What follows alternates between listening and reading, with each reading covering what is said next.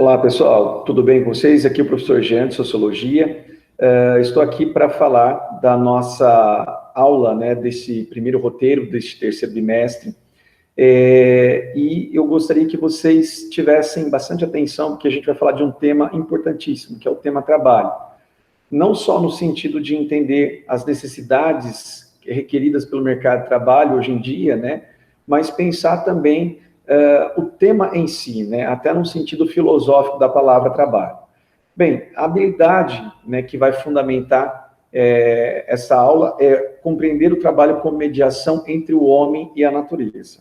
Bem, por que de se falar sobre o tema trabalho? Primeiramente, será que as pessoas em geral gostam de trabalhar? Se a sua resposta for não ou depende, acredito que até vocês estejam pensando, não gostam quando não fazem aquilo que gostam. De fato, essa é uma grande explicação. Agora, outro fator também para a gente entender isso, é que se a pessoa acaba focando o trabalho simplesmente como um meio de sobrevivência, um meio de conseguir uma remuneração, a pessoa acaba, sem dúvida alguma, não vendo o trabalho como algo positivo. E dizendo isso, é super interessante a gente pensar que o trabalho, na sua origem, ele acabou criando algumas ideias negativas, como, por exemplo, a palavra tripalho, a palavra trabalho vem de uma palavra do latim chamada tripalho, que era um instrumento para torturar as pessoas. Então, se a gente pensar, muitas pessoas acabam achando o trabalho como um castigo, como uma tortura, como algo assim que traz sofrimento para elas. E isso vem de uma imagem negativa que se construiu principalmente em termos históricos, né? Os gregos, a tradição judaico-cristã também traz algumas imagens negativas. Então, ou seja, nós estamos aqui para tentar desconstruir essa imagem negativa do trabalho. Então, para a gente começar a criar uma distinção, para ver a importância do trabalho para a vida do ser humano, é importante entender. Os animais trabalham. Se eu perguntasse para vocês quais animais que trabalham, provavelmente vocês iriam responder a formiga, a abelha, né, entre outros animais. Mas os animais não trabalham, porque tudo aquilo que eles fazem por instinto. Ou seja, para haver trabalho tem que ter a transformação de algo natural em alguma coisa diferente. Para que isto ocorra, tem que ter principalmente a aplicação, que alguns autores vão chamar de faculdades mentais. O que significa a palavra faculdade em si? Conhecimento.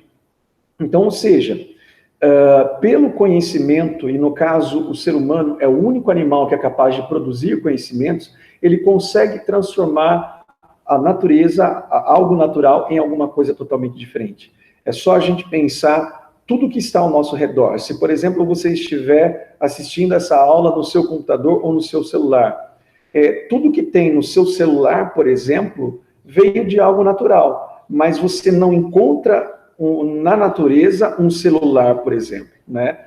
Tem que haver justamente essa aplicação das faculdades mentais para que haja a transformação de algo em outra coisa, tudo bem?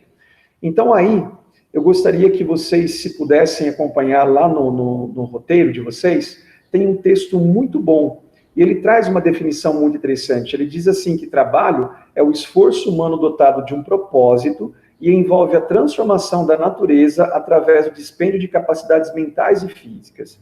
Olha que interessante. Tem algumas palavrinhas-chave. Propósito, transformação e capacidades mentais. Veja só. Por que o ser humano consegue transformar algo? Justamente porque ele tem o conhecimento. Então, todas as vezes que o ser humano pensa em transformar algo, ele acaba tendo um propósito em mente, ele acaba imaginando o que ele quer fazer. E o trabalho está justamente aí. Essa capacidade que o ser humano tem de imaginar o que ele quer produzir. Os animais não têm essa capacidade de imaginação como tem o ser humano. Então, nesse sentido, o ser humano aplica essas capacidades mentais, que são os seus conhecimentos, para que ele consiga produzir alguma coisa diferente do que é encontrado na natureza. Só para vocês criarem uma noção sobre isso, para distinguir o ser humano do animal, o animal, por agir por instinto, ele nunca vai transformar nada. A gente pode pensar isso para o ser humano. Se uma pessoa for pegar goiaba, de um pé de goiaba, né, para comer, isto não é trabalho, certo? Agora, se o ser humano for pegar goiabas para ele fazer um doce, uma goiabada, isto é trabalho. Por quê? Para você fazer uma goiabada demanda conhecimento. Então, se a gente pensar todas as demais coisas, mostram justamente essa capacidade que o ser humano tem. Então, aí, para finalizar, a gente percebe que o ser humano ele tem essa capacidade diferente dos animais, justamente porque ele consegue projetar, ele consegue imaginar. Karl Marx diz, né, que antes mesmo de haver a concretização, né, o ser humano já tem na sua mente o resultado daquilo que ele quer produzir. Então, isto é o que diferencia justamente o ser humano do animal. Essa capacidade de projetar e imaginar. E por que ele consegue isso? Porque ele tem conhecimento. Tá bom? Essa é a aula de hoje. Se alguém tiver alguma dúvida, entre em contato comigo. Tá bom? Espero que vocês tenham compreendido e nos vemos em breve. Um abraço.